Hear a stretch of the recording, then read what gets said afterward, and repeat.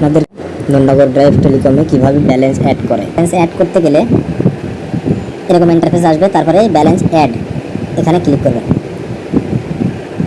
দেখেন আমি দেখাচ্ছি, ব্যালেন্স অ্যাডে ক্লিক করলাম, কনফার্মে ক্লিক করবেন। এরকম একটা পেজ আসবে, আসার পর আপনারা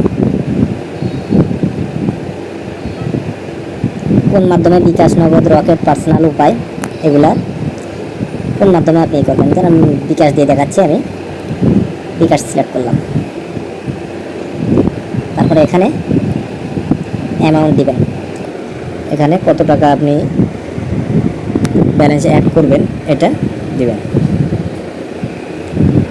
আমি 50 টাকা দিয়ে দেখাচ্ছি।